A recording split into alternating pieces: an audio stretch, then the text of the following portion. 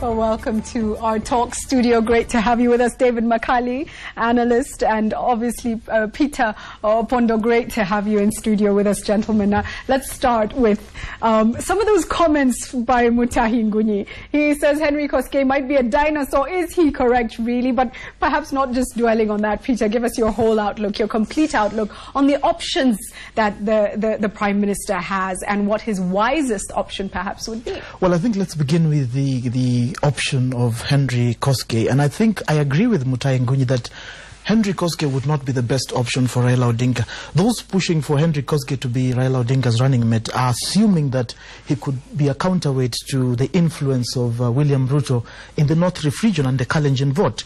But that doesn't seem to be the case. I think the sphere of influence for Henry Koskei remains at Tinderet. And even at the presidential level, he would lose. If I were to contest the presidency, he would lose. So I think at this stage, Henry Koskei would be a drag. And as he said, Henry Koskei is 65, Raila Odinga is 67. And yet, Raila Odinga wants to campaign on a reforms platform. He's saying the election will be for the anti-reformers against the reformers. And so, if he's branding himself as a reformer, Henry Koskei is not exactly a reformer. So, to that extent, I don't think he's the best option for him. As to who he can pick, I think he should look east. Okay, don't say, I think that's a clue. That gives us a clue. Actually, we'll come back to the exact name in just a moment. David, your thoughts on this? Well, I don't agree with Peter about, the age factor in Koskei's opportunity or chance to be Raila's running mate. I think that age factor is going to dissipate when people begin to look at the realities of the numbers. If you look at the people who support Raila, they're not essentially youth, even though he appeals to them. So, as he has said, I mean, this thing is not about age significantly. I think there are cross-cutting issues which will be more important than age when it comes to the voting time.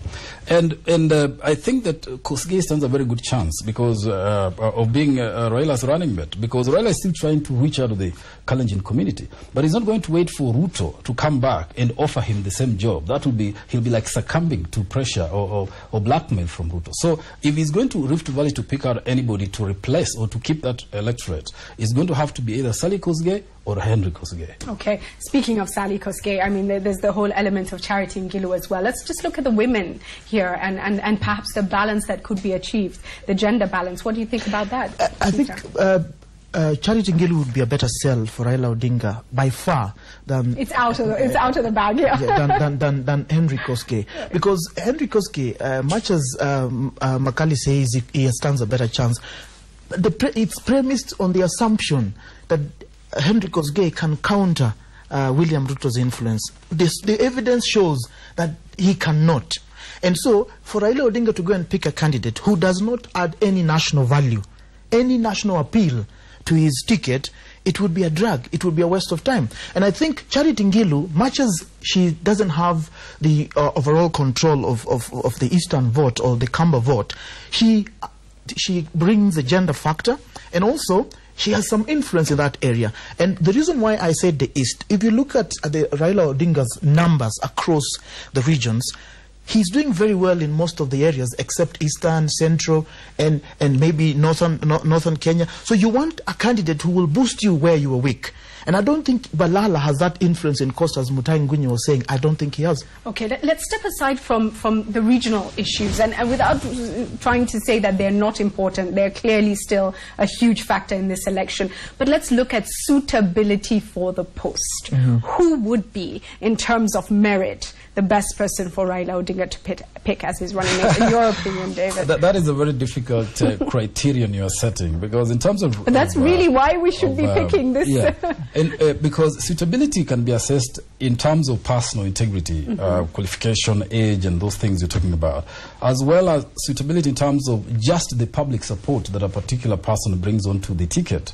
If you look at personal, integrity, I don't want to be judgmental. Personal, professional, so somebody of integrity, somebody with strong ethics and who the country can rely on, but also who comes on board with a strong track record. It is very unlikely that you get somebody with the highest integrity rating having enough supporters on the ground. Let me address that.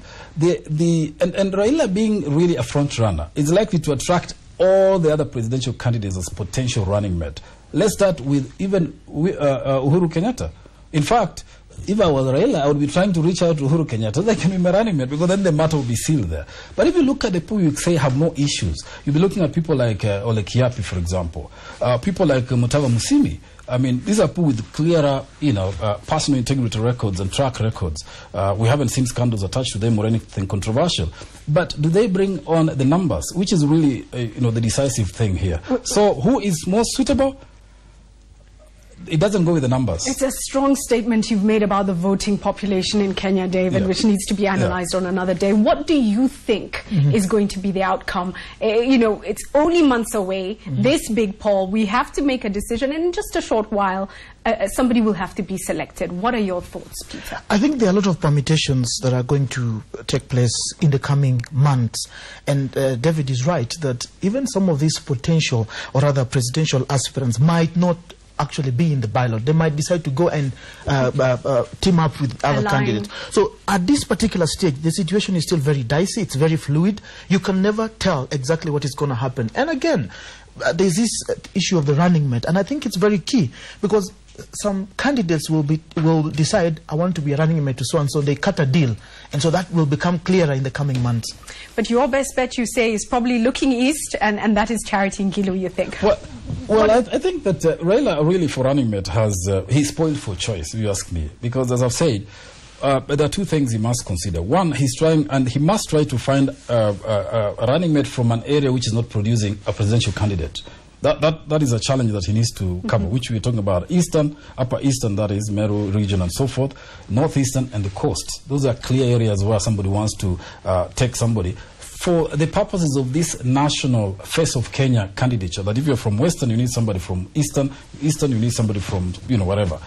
But I think that for him, the choices are going to be threefold. He's going to have to look Western, he's going to look Eastern, or he's going to look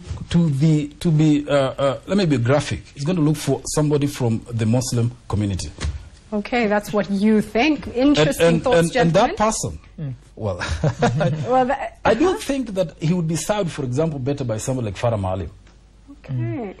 So thinking outside of the box, neutral, it could be somebody independent, and a good person different. to go. Gentlemen, before we wind up, and our time is always very short, a lot of people saying we need to extend the Kibaki succession, something we'll certainly look at. Before we close, we're asking tonight about the Miguna issue. Should the Prime Minister come out clearly and make a statement on this, condemning the harassment of Miguna? Let me start with you, David. Just give us your outlook on this. I think it's true. One, I don't think that it's obvious that the people who are attacking Miguna are doing so at the behest of the Prime Minister. I think that is, being too presumptive.